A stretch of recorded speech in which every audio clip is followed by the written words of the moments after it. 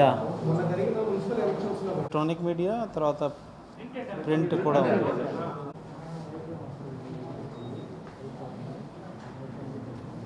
H6 is there and లో sarpanch elections మరియు urban local body elections విజయవంతంగా గుంటూరు జిల్లాలో జరిగినాయి.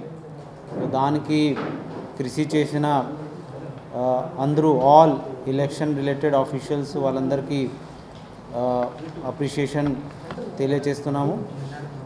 So all the polling officials నుంచి మొదలుకొని పోలీస్ పర్సనల్స్, అలాగే all the officers, returning officer, election officers అందరికీ ఫస్ట్ ఆఫ్ ఆల్ కంగ్రాచ్యులేషన్స్. అలాగే పొలిటికల్ పార్టీస్ మరియు మీడియా మిత్రులు సహకారం కూడా చాలా బాగా ఉండింది, వాళ్ళు కూడా ధన్యవాదాలు తెలియజేస్తున్నాము.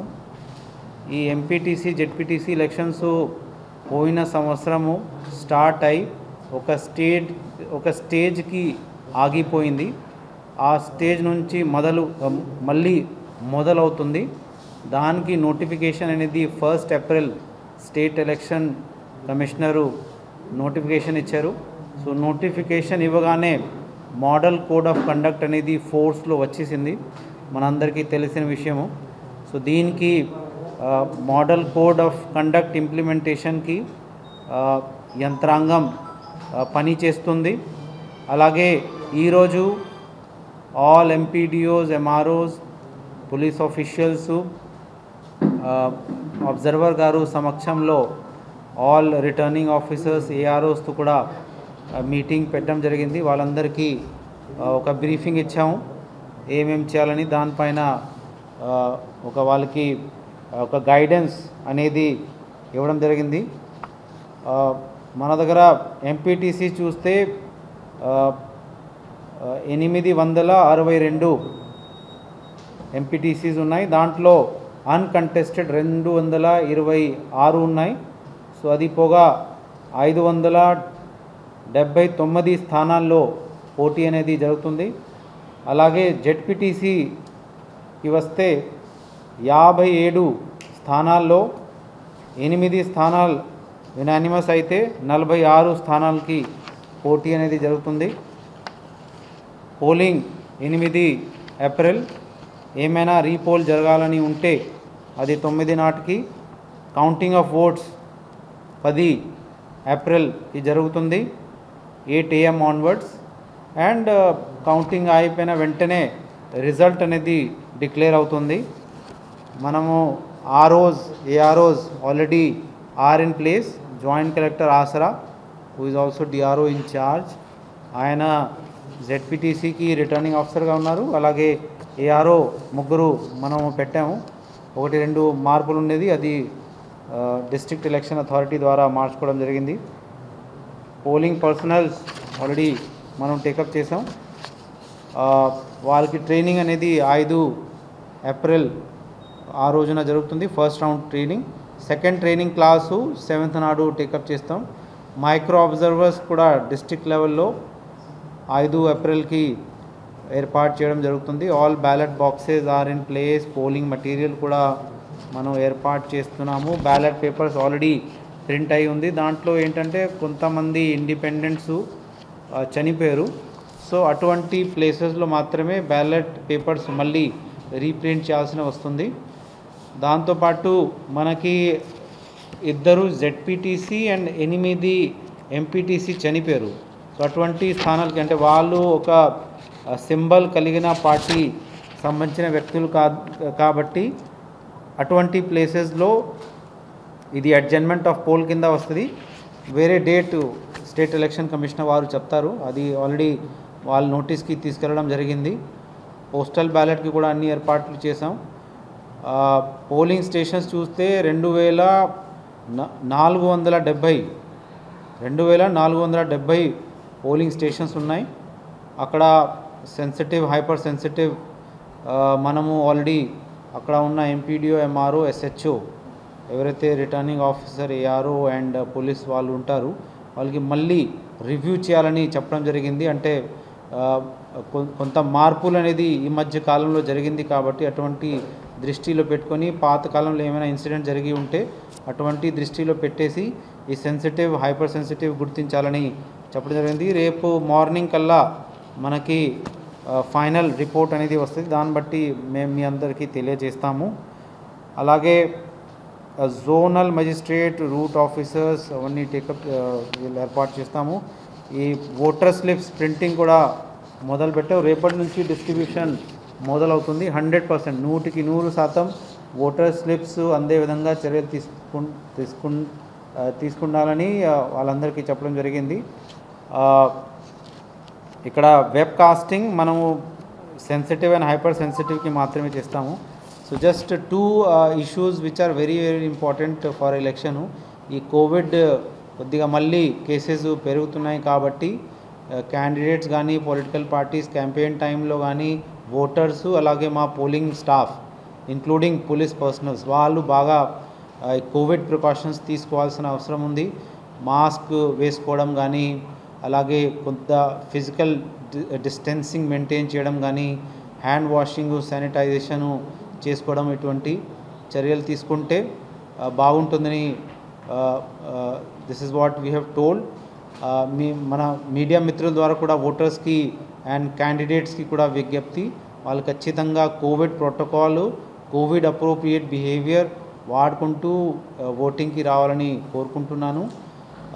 దాంతోపాటు క్యాంపెయిన్కి వెళ్ళేటప్పుడు కూడా డోర్ టు డోర్ క్యాంపెయిన్లో 5 మించి ఉండకూడదని ఈ స్టేట్ ఎలక్షన్ కమిషన్ గైడ్లైన్ వచ్చింది. అది కూడా పొలిటికల్ పార్టీస్కి తెలియజేసాం. మనం మీడియా మిత్రుల ద్వారా కూడా అందరికీ తెలియచేయడం జరుగుతుంది.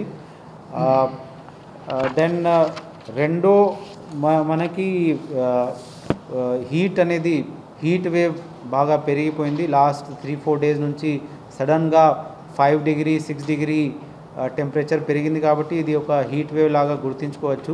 ఇటువంటి టైంలో కూడా అందరూ అన్ని ప్రికాషన్స్ తీసుకోవాలి.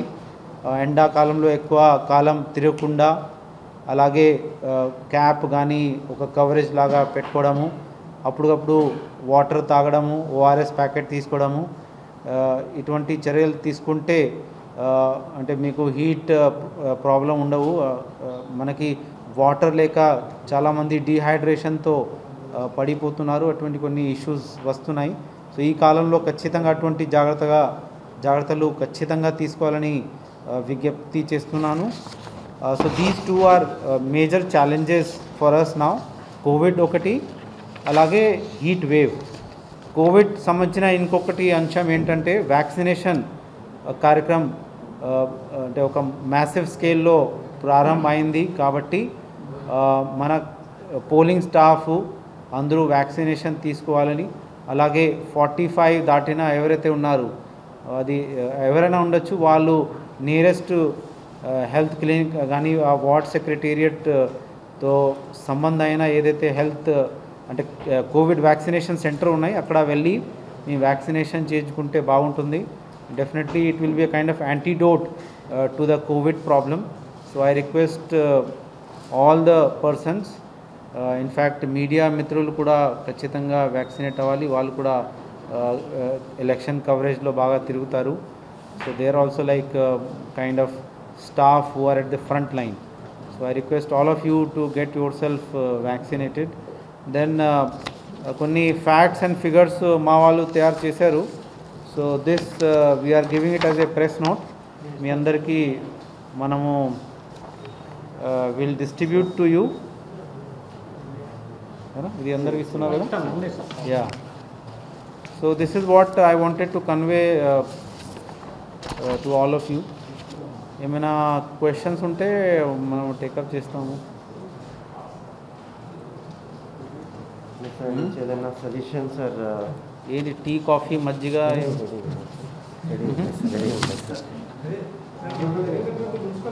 గైడ్లైన్ కాబట్టి ఖచ్చితంగా పాటించాలి.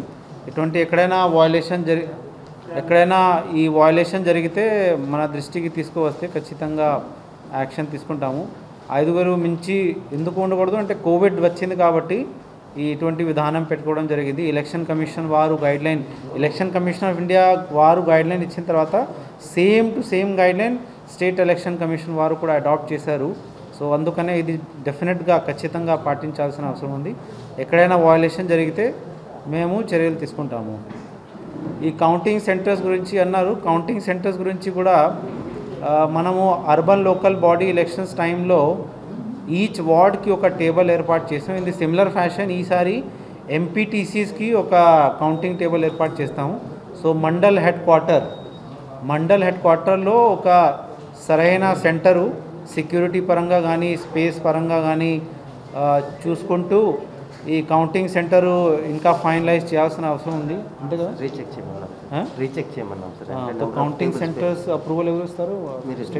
కౌంటింగ్ సెంటర్స్ కూడా అప్రూవల్ నేనే ఇవ్వాలి. సో అక్కడ రిటర్నింగ్ ఆఫీసర్స్ వాళ్ళు ప్రపోజల్ పంపిస్తే we'll approve those kind of counting centres and more number of counting personals, supervisors కానీ అసిస్టెంట్స్ కానీ, అలాగే more number of tables. Each MPTC ఒక టేబుల్ ఏర్పాటు చేసే విధంగా ప్లాన్ చేస్తున్నాము.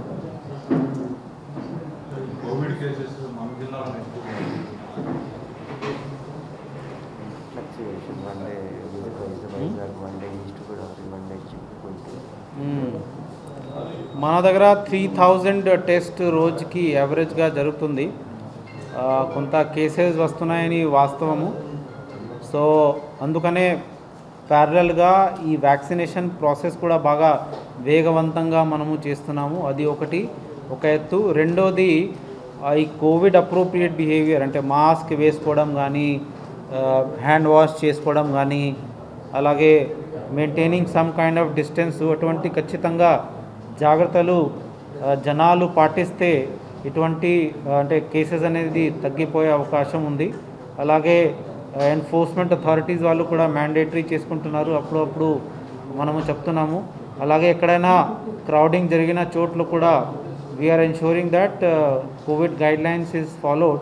సో దీనిపైన దృష్టి అయితే పెట్టాల్సిన అవసరం ఉంది. So already we have started ఒక డ్రైవ్ లాగా, అంటే క్యాంపెయిన్ లాగా ఆల్రెడీ మొదలు పెట్టాము.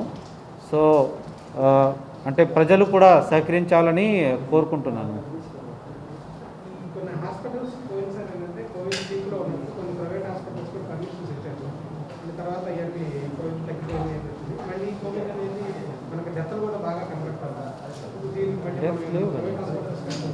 డెత్స్ లేవు